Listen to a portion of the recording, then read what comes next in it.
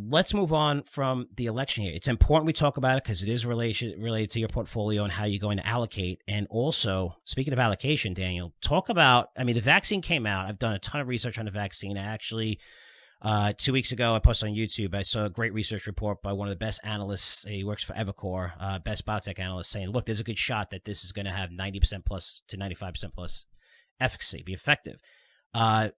Everyone, and I told everyone that the consensus was for 60%, right? The flu virus is 40%. The MMR vaccine, measles, mumps, rubella, that's 90%.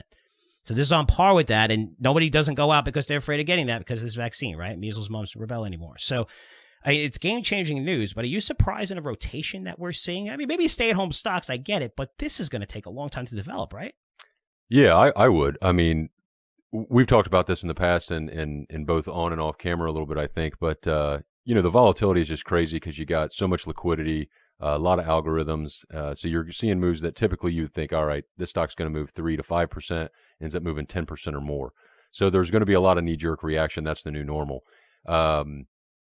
It did surprise me a little bit on how hard some stocks got hit. So when the market was rallying like crazy, housing stocks sold off. Toll Brothers and things like that, which did surprise me a little bit. They've bounced back since. But yeah, I don't understand the idea. I understand the market looks forward and you have to price stuff in. But they're talking about, I mean, not even the majority of people, but when do you think a big enough percentage of people would take that to where somebody is 3 people away from knowing? And that's at least mid next year, right? So there's reports. I guess I don't know. I understand the market pricing it in. That doesn't shock me. What shocks me is to think now it's like, okay, from here forward, how soon do you think people are going to have the mindset difference of, all right, now it's safe to go out? And that's the thing where we talk about sentiment here, right? Which is improving. It's not necessarily like, okay, we're going out there and these are facts and we're like, holy cow, this is about sentiment, right? Sentiment drives markets. But when I look at this vaccine, I'd be very surprised if anyone outside the danger zone gets it before June. And I'm talking about people who are over 70. They average obviously they're going to roll it out to the people who are most risk, which they should. So, yeah, but then they're saying another report that I read from Leerink, who's one of the best in biotech, research outfits, that they have the COVID numbers in terms of revenues that's going to be generated from, say if Moderna comes out, Pfizer, whatever. See, Johnson & Johnson, they all come out with their vaccines, right? They're all 90% plus, whatever. They said that they're not going to see a decline in sales within this part of the vaccine industry, specifically to COVID, starting in 2025. Think about that. It's 5 years from now. So you're going to see massive amount of tests, even more tests now take place than ever, because I've seen testing companies get nailed here, which is surprising. We have COVID cases that record levels right now. More and more people are getting tested. Yep. That's not going to stop anytime soon. If you want more evidence where, hey, it doesn't mean that, again, we were saying to buy all these stocks and buy these sectors, and this is eventually going to happen. But when you see a 40% move in Carnival Cruises one day, and then you see American Airlines with a 20% move, and Daniel, what did these companies do that very day? We had a good discussion about this. I think it's brilliant, and not that Frank is taking the other side on how markets work and stuff, but it was great. They started raising money, and so did pot stocks. Pot stocks raised money. They just did an offering and raised a ton of money as their price shot up. And to your point, it shows weakness, right? Well, go ahead. It kind of shows weakness because it's like, hey, why not? You want to try to get it as much or high as you can. So basically, you take your first, nice pop, I guess. These companies are not sharing the same outlook as everybody else. I think it is very smart for them to raise money. But if they really thought that this was going to take off and there's no shot of this going back down, they wouldn't be raising money in the same day that, that vaccine announcement came out, which is Monday and then Tuesday, Monday and Tuesday, these companies are raising money. Yeah. They would do it at a much higher price, which tells you that they're playing it safe. I'm not saying that they're not doing the right thing. It's fine. What I'm saying is that these companies do not believe this is over. They're raising money. Right. They don't think their stocks are going through the roof and everything's going to be great. As they should. I mean, you got to look forward. You got to do what's best in the interest of your shareholders. And it does look, it is a sign of weakness in its short term, but it's great to see how, that's how capitalism works. You're in a tough industry. You get a pop. You want to raise money. You got investors giving you money. It's all about surviving and thriving from here. So, yeah, I thought it was good to see all that. It kind of brings some normalcy back into our job.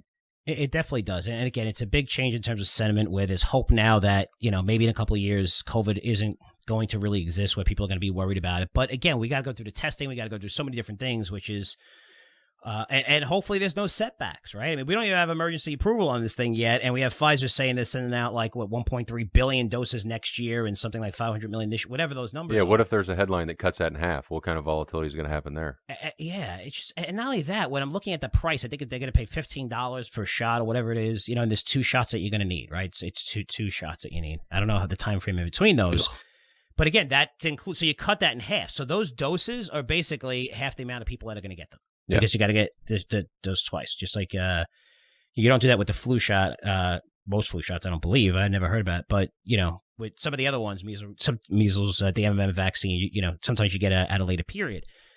But when I look at the rotation here going on, I still think there's tremendous opportunity. You're seeing it in small caps. A lot of these technology names are going to continue to generate a shitload of money and cash flow and recurring revenue, and their balance sheets have never been stronger. But, be careful of all the stocks you buy. There's still a lot of names that went up that are still down 20, 30%. But, my biggest concern is, are we going to get a stimulus with all this nonsense going on, which is probably going to go on to January? I don't see Trump conceding before then. Yes, we're trying to do it on the side. Mitch McConnell's trying to do it on the side. But I just don't see it coming. And if we don't have a stimulus, you're seeing numbers. I'm hearing from my sources, very close sources. Okay, I'm hearing that Amazon's numbers are declining. They're not doing that good. They're not giving overtime anymore. For me, I said this a couple of weeks ago, Daniel, that I saw even from emails that I've been getting and reports I'm reading, there's just a decline in spending all of a sudden. And it makes sense when you think about it, right? Because you had this massive stimulus where everyone was just getting money for free, checks here, right? You need a business loan? Who cares what you do? Who cares if you need it? Here you go, right? So everyone's like, holy shit. And what do? You spend, you buy a whole bunch of stuff. Now we're going through the next wave of this. And most companies cannot operate at 80% capacity, which is what the U.S. is open at right now. Most companies can't, right? And some companies are going to benefit tremendously, and some companies aren't, like gyms and restaurants and stuff like that. We really need this stimulus. If we don't get it, I mean, this market, and I'm going to ask you this, Daniel. We talked about this all the time, right? Since March, April, May, this whole entire thing, when we were coming back up and everything, it felt like we've been ahead of the news on this when it comes to COVID. We have low interest rates, super low interest rates, going to stay low for a while. If they go higher in the long end, we're going to get yield curve control. That's for fact. We can't have these interest rates going higher. We just have too much debt. The Fed will manage that. We all know that. You're looking at a stimulus plan coming, most likely. Say if we get in the next 2-3 months. I get it. The vaccine announcement is now out. All great news that people are now incredibly bullish on the market, even though we're near all-time highs, right? This is stuff that we knew about, and stocks are trading pretty much at the highest levels since the tech boom. I mean, it's 21 times forward earnings. Do you think this is factored in? I mean, how much higher could we go here on news that's kind of been expected? At least we've been talking about it here for months. That worries me a little bit. It seems like a lot is priced in. What are your thoughts? Yeah, I think we're pretty much, I don't want to say perfectly priced or priced to perfection. Because even though we have such knee-jerk reactions and everybody does know about that stuff, I think that optimism is going to prevail, and I think in general things are going to trend higher until we get a negative headline, something on a setback about the vaccine or whatever. But I do think, and Frank has been very good about calling this. What I think is interesting is that I don't think we're pricing in anything on the election. And I know I keep bringing it back to politics, but if, in addition to what you've said, what we're not talking about is what if some evidence does come up that's decent on the President Trump side? Or what if something comes up to make it look like Democrats are going to control all 3 branches of the government? That mixed in with anything that you've said that's a setback. So I don't know why people are running out to buy some of the stuff that they are just because on a recovery. Because again, we're 6 months away from people living the lives of normal. I'll be honest. I was shocked. I thought there would be another stimulus by now. So I did get that one wrong. I thought that they would pass something because it was an election year. I think Trump did a few things on the executive order or whatever side, but you also have the Fed, basically still helping on the lending side. But yeah, I don't think it's if they keep dragging their feet on the stimulus, something has got to give because your spending is going to have to crash because everybody that got bumped from the stimulus is still in waiting. And you're right. I mean, restaurants, all the service industries are just going to continue to struggle through that. Yeah, I don't think this is a license to just go out and buy anything. I like the casinos. I think people are going to be traveling a lot. Maybe the Expedias. Oil companies I do like. I mean, they're so depressed. I mean, companies like Devon, which we recommended, it went as high as 40 before, coming down. I think we sold it at a loss. We limited our losses on that one. But when you look at, I think Devon is what, like $10, $9? Yeah, give or take. So I think it was at 11 the other day, but yeah, it was. And Exxon popped. No one talked about the pop in Exxon because it's not really a big stock anymore, right? I mean, $200 million market, whatever it is, that's not a big market cap anymore. I would have been the highest market cap company 10 years ago, but today, no. When you have $2 trillion valuations, basically.